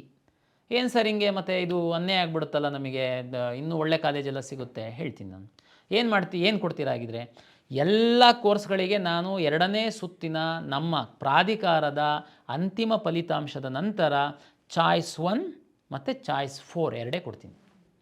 ಚಾಯ್ಸ್ 1 ಹಾಕಿ ಕಾಲೇಜ್ ದುಡ್ಡು ಕಟ್ಟಬೇಕು, ಕಾಲೇಜಿಗೆ ಹೋಗಿ ಅಡ್ಮಿಷನ್ ಆಗಬೇಕು. ಚಾಯ್ಸ್ 4 ನಮ್ಮ ಸಿಸ್ಟಮಿಂದ ಹೊರಗಡೆ ಹೋಗ್ತಾ ಇರಬೇಕು. ಮತ್ತು ಅವರಿಗೆ ನಾವು ಯಾವುದೇ ರೌಂಡಲ್ಲಿ ಅವಕಾಶವನ್ನು ಕೊಡಲ್ಲ ಈ ವರ್ಷ. ಸರ್ ಮತ್ತು 2ನೇ ಸುತ್ತಿನ ನಂತರ ಸಾಕಷ್ಟು ಸೀಟ್ಗಳು ಉಳಿಯುತ್ತೆ, ತುಂಬ ಟಾಪ್ ಕಾಲೇಜಲ್ಲೆಲ್ಲ ಉಳಿಬೋದು, ಅದಕ್ಕೆ ಮತ್ತೆ ನಮಗೆ ಅನ್ಯಾಯ ಆಗುತ್ತೆ ನೀವು ಚಾಯ್ಸ್ 2 ಕೊಡಲಿಲ್ಲ ಅಂತಂದರೆ, 3 ಕೊಡಲಿಲ್ಲ ಅಂತಂದರೆ. MCC ಅವ್ರು ಏನು ಮಾಡ್ತಾ ಇದ್ದಾರೆ ತಮಗೆಲ್ಲ ಗೊತ್ತಿದೆ, ಮೆಡಿಕಲ್ ಆಸ್ಪಿರೆಂಟ್ಸಿ ಚೆನ್ನಾಗಿ ಗೊತ್ತಿರುತ್ತೆ. ಅಪ್ಗ್ರೇಡೇಷನ್ ಆಪ್ಷನ್ನಿಗೆ ಅವರು ಕೊಡ್ತಾ ಇದ್ದಾರೆ. ನಾವು ಸಹ ಅದೇ ತೀರ್ಮಾನ ಮಾಡಿದ್ದೀವಿ. 2ನೇ ಸುತ್ತಿನ ಅಡ್ಮಿಷನ್ ಪ್ರಕ್ರಿಯೆ ಮುಗಿದ ನಂತರ ನಾವು ಪಬ್ಲಿಷ್ ಮಾಡ್ತೀವಿ ಎಷ್ಟು ಸೀಟು ಅವೈಲಬಲ್ ಇದೆ. ವೆಟರ್ನರಿ ಇರ್ಬೋದು, ಫಾರ್ಮ್ ಸೈನ್ಸ್ ಇರ್ಬೋದು, ಇಂಜಿನಿಯರಿಂಗ್ ಇರ್ಬೋದು. ತಮಗೆಲ್ಲ ಗೊತ್ತಿದೆ ಮೆಡಿಕಲ್ಲು ಡೆಂಟಲೆಲ್ಲ ಬೇರೆ ಸುತ್ತಿನಲ್ಲಿ ಮಾಪಪ್ ರೌಂಡು ಅವ್ರದ್ದು MCC ಪ್ರಕಾರ ಹೋಗ್ಬಿಡುತ್ತೆ. ಬಟ್ ಉಳಿದಂಥ ಕೋರ್ಸ್ಗಳೇನಿದ್ದಾವೆ ಅದೆಲ್ಲ ನಾವು ತುರ್ತು ಮಾಡಬೇಕಾಗುತ್ತೆ. ಉದಾಹರಣೆಗೆ ನರ್ಸಿಂಗ್ ಕಾಲೇಜಿಗೆ ಸಂಬಂಧಪಟ್ಟಂತೆ ಮಾತಾಡೋದಾದರೆ ಕನ್ಸೆನ್ಷುಯಲ್ ಅಗ್ರಿಮೆಂಟ್ ಪ್ರಕಾರ 3ನೇ ರೌಂಡಲ್ಲಿ ನಾವು ಕೇವಲ ಸರ್ಕಾರಿ ಕೋಟದ ಸೀಟುಗಳನ್ನು ಮಾತ್ರ ನಾವು ಕೌನ್ಸಿಲಿಂಗ್ ಮಾಡೋದಕ್ಕೆ ಅವಕಾಶ ಇರುತ್ತೆ. ಹಾಗಾಗಿ ನಾವು ಒಟ್ಟು ಏನು ಅವೈಲೇಬಲ್ ಸೀಟ್ ಇದೆ 3ನೇ ಸುತ್ತಿಗೆ ಎನ್ನುವಂಥದ್ದನ್ನು ನಾವು ಪಬ್ಲಿಷ್ ಮಾಡ್ತೀವಿ. ಒಬ್ಬ ವಿದ್ಯಾರ್ಥಿಗೆ ಅವನಿಗೆ ಅಗ್ರಿಕಲ್ಚರ್ ಸೀಟ್ ಸಿಕ್ಕಿದೆ, ನಾವು 2ನೇ ಸುತ್ತಿನಲ್ಲಿ ಅವನಿಗೆ ಕಂಪಲ್ಸರಿ ಅಡ್ಮಿಷನ್ ಕೊಟ್ಟಿದ್ದರಿಂದ ಅವನು ಹೋಗಿ ಒಂದು ಕಾಲೇಜಿಗೆ ಅಡ್ಮಿಷನ್ ಹಾಕ್ತಾನೆ. ನಂತರ ನಾನು ಸೀಟ್ ಪಬ್ಲಿಷ್ ಮಾಡಿದಾಗ ಅವನಿಗೆ ವೆಟರ್ನರಿದು ಒಂದು ಸೀಟ್ ಖಾಲಿ ಆಗಿದೆ, ಅವನಿಗೆ ವೆಟರ್ನರಿ ಮಾಡುವಂಥದ್ದಕ್ಕೂ ಇಚ್ಛೆ ಇತ್ತು. ಅವ್ನು ಫಸ್ಟ್ ರೌಂಡಲ್ಲಿ ಸೆಕೆಂಡ್ ರೌಂಡಲ್ಲೆಲ್ಲ ಆಪ್ಷನ್ಸ್ ಇತ್ತು, ಬಟ್ ಅವನಿಗೆ ಸಿಕ್ಕಿರಲಿಲ್ಲ. ಅವರಿಗೆ ನಾನು ಅಪ್ಗ್ರೇಡೇಷನ್ ಮಾಡುವಂಥದ್ದಕ್ಕೆ ಅವಕಾಶ ಕೊಡ್ತೀನಿ. ಹೇಗೆ, ನೀವು ಉದಾಹರಣೆಗೆ ಧಾರವಾಡದಲ್ಲಿ ಹೋಗಿ ಅಗ್ರಿಕಲ್ಚರ್ ಕಾಲೇಜಿಗೆ ಅಡ್ಮಿಷನ್ ಆಗಿರ್ತೀರಾ, ನಿಮಗೆ ಬೆಂಗಳೂರು ವೆಟರ್ನರಿ ಕಾಲೇಜಲ್ಲಿ 3ನೇ ಸುತ್ತಿನಲ್ಲಿ ನನ್ನ ಸೀಟ್ ಮ್ಯಾಟ್ರಿಕ್ಸ್ ಪ್ರಕಾರ 1 ಸೀಟು ವೆಟರ್ನರಿ ಸೀಟು ಲಭ್ಯ ಇದೆ. ನಿಮಗೆ ಒಂದು ಅಂದಾಜಲ್ಲಿ ನಿಮಗೆ ಅದು ಸಿಗುತ್ತೆ ಅನ್ನುವಂತಹ ತಮಗೆ ಒಂದು ಗ್ಯಾರಂಟಿ ಇದೆ. ನೀವು ಲಾಗಿನ್ ಆಗಿ ನೀವು ಅಪ್ಗ್ರೇಡ್ ಆಗುವಂಥದ್ದಕ್ಕೆ, ಅದನ್ನು ಆಪ್ಷನ್ ಎಂಟ್ರಿ ಮಾಡುವಂಥದ್ದಕ್ಕೆ ನಾವು ಅವಕಾಶವನ್ನು ಕೊಡ್ತೀವಿ. ಸರ್ ಇದು ಸ್ವಲ್ಪ ಗೊಂದಲ ಆಗುತ್ತೆ, ಇಂಜಿನಿಯರಿಂಗಲ್ಲಿ ನಾನು ಉದಾಹರಣೆಗೆ ಯಾವುದೋ ಒಂದು ಹಾಸನಲ್ಲಿ ಕಾಲೇಜಿಗೆ ಹೋಗಿ ಅಡ್ಮಿಷನ್ ಆಗಿರ್ತೀನಿ, ಆಮೇಲೆ ನನಗೆ ಸೀಟು ಬೆಂಗಳೂರು ಕಾಲೇಜಲ್ಲಿ ಒಂದು ವೇಕೆನ್ಸಿ ಸಿಕ್ಬಿಡುತ್ತೆ, ಬೆಂಗಳೂರಿಗೆ ನನಗೆ ಅಪ್ಗ್ರೇಡ್ ಆಗುತ್ತೆ, ಹಾಸನಲ್ಲಿಂದ ಬೆಂಗಳೂರಿಗೆ ಬರಬೇಕು, ಹಾಸನಲ್ಲಿ ಡಾಕ್ಯುಮೆಂಟ್ ಇಟ್ಕೊಂಡು ಬಿಟ್ಟಿರ್ತಾರೆ, ಮತ್ತು ಬೆಂಗಳೂರಿಗೆ ಬರಬೇಕು, ಅವರೇನ ನೋಡಿ ಯಾವುದಾದ್ರೂ ಒಂದು ನಿರ್ಧಾರ ಮಾಡುವಾಗ ಸಣ್ಣ ಪ್ರಮಾಣದ ಈ ಥರದ್ದು ತೊಡಕುಗಳು ಇದ್ದೇ ಇರುತ್ತೆ. ದಯಮಾಡಿ ಅರ್ಥ ಮಾಡ್ಕೊಳ್ಳಿ. ಈ ಕಳೆದ ವರ್ಷ ಈ ಅಪ್ಗ್ರೇಡೇಷನ್ನಿಗೆ ಬಂದಂಥ ಸಂದರ್ಭದಲ್ಲಿ ಸುಮ್ಮನೆ ವಿದ್ಯಾರ್ಥಿಗಳು ಟೆನ್ಷನ್ನಲ್ಲಿ ಅಪ್ಗ್ರೇಡಿಗೆ ಹಾಕಿ ಕೂತಿದ್ರಿ. ಅಪ್ಗ್ರೇಡ್ ಆಗಿರುವಂಥದ್ದು ಓನ್ಲಿ 2% ಅಷ್ಟೇ. ಆ 2%ಗೋಸ್ಕರ ನಾನು 30-35 ಸಾವಿರ ವಿದ್ಯಾರ್ಥಿಗಳು ಕಾಲೇಜಿಗೆ ಹೋಗ್ದಂಗೆ ಸುಮ್ಮನೆ ಕಾಯ್ಕೊಂಡು ನಮ್ಮ ಸಿಸ್ಟಮ್ ಮುಂದ್ಗಡೆ ಕೂತಿರ್ತಾರೆ. ಆ 2% ಈಗ MCCನಲ್ಲಿ ಏನು ಗೊಂದಲ ಇಲ್ಲ. ಮೆಡಿಕಲ್ ಕಾಲೇಜ್ ಫಸ್ಟ್ ರೌಂಡಲ್ಲಿ ಹೋಗಿ ಎಲ್ಲೋ ಸೇರ್ತಾರೆ, ಅಪ್ಗ್ರೇಡೇಷನ್ ಅಂತೇಳಿ ಬಂದು ಮತ್ತೆ ಆ ಕಾಲೇಜ್ ಬಿಟ್ಟು ಇಲ್ಲಿಗೆ ಬರ್ತಾರೆ. ನಾವು ಎಲ್ಲ ಕಾಲೇಜವರಿಗೆ ವಿನಂತಿಯನ್ನು ಮಾಡಿಕೊಳ್ತೀವಿ, ಯಾರಾದ್ರೂ ನೀವು ಅಪ್ಗ್ರೇಡ್ ಆಯಿತು ಅಂತಂದರೆ ಆ ವಿದ್ಯಾರ್ಥಿಗೆ ತಾವು ತಕ್ಷಣ, ಯಾಕೆಂದರೆ ಆ ಕಾಲೇಜಿಗೆ ಇನ್ನೊಬ್ಬರಿಗೆ ಅಲಾಟ್ ಆಗುತ್ತೆ, ಅವರಿಗೆ ಆ ಕಾಲೇಜೇನು ಲಾಸ್ ಆಗಲ್ಲ. ಯಾಕೆಂದರೆ ಅಪ್ಗ್ರೇಡ್ ಆಗ್ತಿದ್ದಂಗೆ ಆ ಸೀಟ್ ಆಟೋಮೆಟಿಕ್ ರಿಲೀಸ್ ಆಗುತ್ತೆ, ಇನ್ಯಾರೋ ವಿದ್ಯಾರ್ಥಿಗೆ ಅದು ಸೀಟ್ ಅಲಾಟ್ ಆಗುತ್ತೆ. ಹಾಗಾಗಿ ನನ್ನ ವಿನಂತಿ ಏನಂತಂದರೆ ಈ ಒಂದು ಬದಲಾವಣೆಯನ್ನು ನಾವು ಮಾಡಿದ್ದೀವಿ. ಕಾಲೇಜಿಂದ ತಮಗೇನು ಡಾಕ್ಯುಮೆಂಟ್ ಕೊಡಿಸುವಂಥದ್ದು ಮತ್ತು ನಿಮಗೆ ಬೇರೆ ಕಾಲೇಜಿಗೆ ಅಡ್ಮಿಷನ್ ಆಗುವಂಥದ್ದಕ್ಕೆ ಫೆಸಿಲಿಟೇಟ್ ಮಾಡುವಂಥ ಜವಾಬ್ದಾರಿಯನ್ನು ನಾವು ತೆಗೆದುಕೊಳ್ತೀವಿ. ತಾವು ಚಿಂತೆ ಮಾಡುವಂಥ ಅಗತ್ಯ ಇಲ್ಲ. ಹಾಗಾಗಿ ಈ ಅಪ್ಗ್ರೇಡೇಷನ್ ಆಪ್ಷನ್ಸ್ ಇಲ್ದಿರೋದ್ರಿಂದ ತಾವು ಈಗಲೇ ವಿಚಾರ ಮಾಡಿ ವ್ಯವಸ್ಥಿತವಾಗಿ ನೀವು ಆಪ್ಷನ್ಸನ್ನು ರೀಅರೇಂಜ್ ಮಾಡಿ. ಸುಮ್ಮನೆ ಏನೋ ಹಾಕಿಬಿಟ್ಟು ಆಮೇಲೆ ಡಿಲೀಟ್ ಮಾಡಿಬಿಡೋದು, ಆಮೇಲೆ ಬೇಕಾಗಿತ್ತು, ಅದಕ್ಕೆಲ್ಲ ಅವಕಾಶ ಇರಲ್ಲ. ಅದು ನಾನು ಈಗಲೇ ಹೇಳ್ತೇನೆ, ಅದಕ್ಕೆ ಮುಂದೆ ಹೇಗಿದೆ ಅನ್ನೋದು ಈಗಲೇ ಹೇಳ್ತೇನೆ. ಇದಕ್ಕೆ ತಕ್ಕಂತೆ ತಾವು ರೆಡಿಯಾಗಿ ಅಂತನ್ನುವಂಥದ್ದು ಒಂದು. ಅಂತಿಮವಾಗಿ ಒಂದು ವಿಷಯನ ಹೇಳ್ತೀನಿ. ಈ ಡಿಕ್ಯಾಟಗರೈಸೇಷನ್ ಅನ್ನುವಂಥ ಒಂದು ಪ್ರಶ್ನೆ ತಾವು ಕೇಳಿರ್ತೀರ, ಅಲ್ಲಿ ಚರ್ಚೆ ಆಗ್ತಿರುವಂಥದ್ದು. ಎಲ್ಲ ವರ್ಗದ ಸೀಟುಗಳು ಅಭ್ಯರ್ಥಿಗಳು ಸಿಕ್ಕಿಲ್ಲ ಅಂತಂದರೆ 2ನೇ ಸುತ್ತಿನಲ್ಲೇ ಅದು ಡಿಕ್ಯಾಟಗರೈಸೇಷನ್ ಆಗಿ ವಿದ್ಯಾರ್ಥಿಗಳಿಗೆ ಹಂಚಿಕೆ ಆಗುತ್ತೆ. ಉದಾಹರಣೆಗೆ ಮೆಡಿಕಲಲ್ಲಿ SC ಗ್ರಾಮೀಣ ಮತ್ತು ಕನ್ನಡ ಮೀಡಿಯಂ ವಿದ್ಯಾರ್ಥಿಗಳಿಗೆ ಸೀಟು ರಿಸರ್ವ್ ಆಗಿದೆ ಅಂತ ಭಾವಿಸೋಣ ನಾವು. ಕಂಪ್ಯೂಟರಲ್ಲಿ ಫಸ್ಟು ನೋಡುವಾಗ ಈಗ ಉದಾಹರಣೆಗೆ ರೂರಲ್ ಅಂತಂದರೆ ರೂರಲ್ ನೋಡುತ್ತೆ, ರೂರಲ್ಲು SC ವಿದ್ಯಾರ್ಥಿಗಳು ಯಾರೂ ಸಿಕ್ಕಿಲ್ಲಪ್ಪ ಆಪ್ಷನ್ ಎಂಟ್ರಿ ಮಾಡಿರೋರು. ಆವಾಗ ಅದನ್ನು SCನಲ್ಲಿ ಯಾರಿದ್ದಾರೆ ಅವರಲ್ಲಿ ಯಾರು ಟಾಪ್ ಇದ್ದಾರೆ ಅವರಿಗೆ ಅಲಾಟ್ ಮಾಡುತ್ತೆ. ಅವರು ಸಿಕ್ಕಿಲ್ಲ, ಅದು GMU. ಅದೇ ರೀತಿ ಎಲ್ಲ ವರ್ಗದಲ್ಲಿ. ಅದೇ ರೀತಿ ಉದಾಹರಣೆಗೆ ಸ್ಕೌಟ್ಸ್ ಆ್ಯಂಡ್ ಗೈಡ್ಸ್ ಇರ್ಬೋದು, ಸ್ಪೋರ್ಟ್ಸ್ ಇರ್ಬೋದು, ಡಿಫೆನ್ಸ್ ಇರ್ಬೋದು, PWD ಪರ್ಸನ್ ವಿತ್ ಡಿಸೆಬಿಲಿಟಿಗೆ ರಿಸರ್ವ್ ಆಗಿರ್ತಕ್ಕಂಥ ಸೀಟ್ ಇರ್ಬೋದು. ಇದೆಲ್ಲದೂ ಸಹ 2ನೇ ಸುತ್ತಿನಲ್ಲಿ ಕಂಪ್ಯೂಟರಲ್ಲಿ ಫಸ್ಟು ಅಲಾಟ್ ಮಾಡುವಾಗ ಆಯಾಯ ರಿಸರ್ವೇಷನ್ ಆಗಿರುವಂತಹ ವಿದ್ಯಾರ್ಥಿಗಳಿಗೆ ಅಲಾಟ್ ಮಾಡ್ತಾ ಬರುತ್ತೆ. ಅಲ್ಲಿ ವಿದ್ಯಾರ್ಥಿಗಳು ಸೀಟಿರುವಷ್ಟು ವಿದ್ಯಾರ್ಥಿಗಳು ಸಿಕ್ಕಿಲ್ಲ ಅಂತಂದರೆ ಅದು ಆಯಾಯ ಕ್ಯಾಟಗರಿಗೆ ಫಸ್ಟು ಅಲಾಟ್ ಮಾಡುತ್ತೆ. ಅಲ್ಲೂ ಸಿಕ್ಕಿಲ್ಲ ಅಂತಂದರೆ ಅದು GMಗೆ ಅಲಾಟ್ ಆಗುತ್ತೆ. GM ಅಂತ ಗೊತ್ತು ನಮಗೆ, ಎಲ್ಲರೂ ಅದರಲ್ಲಿ ಎಲಿಜಿಬಲ್ ಇರ್ತೀರ GM ಅಂತಂದರೆ. ಈ ರೀತಿ ಒಂದು ಪ್ರಕ್ರಿಯೆ ಆಗಿ ಮ್ಯಾಕ್ಸಿಮಮ್ ಸೀಟ್ಸು ನಾವು 2ನೇ ಸುತ್ತಿನಲ್ಲೇ ಹಂಚಿಕೆ ಮಾಡಿ ಕಳಿಸುವಂಥದ್ರಿಂದ ಮಾಪಪ್ ರೌಂಡ್ ಅಥವಾ 3ನೇ ಸುತ್ತಿಗೆ ಆದಷ್ಟು ಕಡಿಮೆ ಸೀಟ್ಗಳು ಹಂಚಿಕೆ ಆಗುವಂಥದ್ದಕ್ಕೆ ನಾವು ವ್ಯವಸ್ಥೆ ಮಾಡ್ಕೊಳ್ತೇವೆ. ಅಂದರೆ ಇದು ತಮ್ಗೆ ಗೊತ್ತಿರುವಂತೆ 2ನೇ ಸುತ್ತಿನಲ್ಲಿ ಡಿಕ್ಯಾಟಗರೈಸೇಷನ್ನೇ ಆಗಿಬಿಡುತ್ತೆ, ಸುಮಾರು ಕನ್ವರ್ಟ್ ಆಗುತ್ತೆ ಒಂದು. ಮತ್ತು ಮಾಕ್ ರಿಸಲ್ಟ್ ಕೊಟ್ಟಾದಮೇಲೆ MCC ಮತ್ತು ರಾಜ್ಯದಲ್ಲಿ ಕೊಟ್ಟವರಿಗೆ ಕ್ವಿಟ್ ಆಪ್ಷನ್ ನಾವು ಕೊಡ್ತೀವಿ. ಅಲ್ಲಿ ಹೋದ್ಮೇಲೆ ಅದನ್ನ ಅಲ್ಲೇ ರೀರನ್ ಮಾಡಿ ಇರೋ ಸೀಟ್ಗಳನ್ನೆಲ್ಲ ಅಲ್ಲೇ ಅಲಾಟ್ ಮಾಡ್ತೀವಿ. ಈ ಹಿನ್ನೆಲೆಯಲ್ಲಿ 2ನೇ ಸುತ್ತಿನಲ್ಲಿ ಹೆಚ್ಚಿನ ಸೀಟುಗಳು ಹಂಚಿಕೆಯಾಗಿ ಕಾಲೇಜಿಗೆ ಹೋಗಿ ಸೇರ್ಪಡೆ ಆಗುವ ನಿಟ್ಟಿನಲ್ಲಿ ಎಲ್ಲ ವ್ಯವಸ್ಥೆಯನ್ನು ನಾವು ಪ್ರಾಧಿಕಾರದ ವತಿಯಿಂದ ಮಾಡಿಕೊಂಡಿದ್ದೀವಿ. ಹಾಗಾಗಿ ಈಗ ತಮ್ಮ ಮುಂದೆ ಇರುವಂಥದ್ದು 2ನೇ ಸುತ್ತಿನ ಒಂದು KA ಬ್ರೋಷರ್ನ ಓದಿ ತಾಳ್ಮೆಯಿಂದ ತಾವು ಲಾಗಿನ್ ಆಗಿ ವ್ಯವಸ್ಥಿತವಾಗಿ ತಾವು ಆಪ್ಷನ್ಸ್ ರೀಅರೇಂಜ್ ಮಾಡುವಂತಹ ಒಂದು ವ್ಯವಸ್ಥೆಯನ್ನು ಮಾಡ್ತೀರಾ. ಸಮಾಧಾನವಾಗಿ ಮಾಡಿ, ಗಡಿಬಿಡಿ ಆಗಬೇಡಿ. ಹೇಗೆ ಸೀಟ್ ಅಲಾಟ್ ಆಗಿದೆ ಅನ್ನುವಂಥ ತಮಗೆ ಗೊತ್ತಾಗಿದೆ. ಮಾಕ್ ಆದಮೇಲೆ ರೀಅರೇಂಜಿಗೆ ಇರಲ್ಲ. ಹಾಗಾಗಿ ನಮ್ಮ ಆಪ್ಷನ್ ಎಂಟ್ರಿ ಲಾಸ್ಟ್ 2ನೇ ಸುತ್ತಿನ ಆಪ್ಷನ್ ಎಂಟ್ರಿ ಲಾಸ್ಟ್ ಡೇಟ್ ಏನಿದೆ ಅದರ ಒಳಗಡೆ ತಾವು ಯಾವ ರೀತಿ ವ್ಯವಸ್ಥಿತವಾಗಿ ಮಾಡಬೇಕು, ಫಸ್ಟ್ ರೌಂಡಲ್ಲಿ ಏನು ಕಟ್ ಆಫ್ ಇದೆ, MCCನಲ್ಲಿ ಏನು ಕಟ್ ಆಫ್ ಇದೆ, ವರ್ಚುವಲ್ ವೇಕೆನ್ಸಿನ ಏನಿದೆ, ಎಷ್ಟು ವಿದ್ಯಾರ್ಥಿಗಳು ಚಾಯ್ಸ್ 2 ತೆಗೆದುಕೊಂಡಿದ್ದಾರೆ, ಇದೆಲ್ಲದನ್ನು ಒಂದು ತಾವು ಅಸೆಸ್ ಮಾಡಿ ತಾವು ಆಪ್ಷನ್ ರೀಅರೇಂಜನ್ನು ಮಾಡ್ತೀರಾ ಅಂಥೇಳಿ ನಾನು ಭಾವಿಸಿದ್ದೀನಿ. ಇಲ್ಲಿವರೆಗೆ ತಾವು ಸಂಪೂರ್ಣವಾಗಿ ಸಹಕಾರವನ್ನು ನೀಡಿದ್ದೀರಾ. ಹಾಗಾಗಿ ಇನ್ಮುಂದೆ ಸಹ ತಾವು ಸಹಕಾರ ನೀಡಬೇಕು. ದಯಮಾಡಿ ಮತ್ತೊಮ್ಮೆ ನಾನು ವಿನಂತಿ ಮಾಡುವಂಥದ್ದು, KEA ಅವರು ಏನು ನಾವು ಪಬ್ಲಿಷ್ ಮಾಡುವಂತಹ ಟೈಮ್ ಟೇಬಲ್ಲಿಗೆ ದಯಮಾಡಿ ತಾವು ಬದ್ಧರಾಗಿರಬೇಕು ಅಂತೇಳಿ ವಿನಂತಿಯನ್ನು ಮಾಡಿಕೊಳ್ತಾ ತಮಗೆಲ್ಲರಿಗೆ 2ನೇ ಸುತ್ತಿಗೆ ಸ್ವಾಗತಿಸ್ತಾ ತಮ್ಮೆಲ್ಲರಿಗೆ ಮತ್ತೊಮ್ಮೆ ಕರ್ನಾಟಕ ಪರೀಕ್ಷಾ ಪ್ರಾಧಿಕಾರದ ವತಿಯಿಂದ ನಮಸ್ಕಾರಗಳು.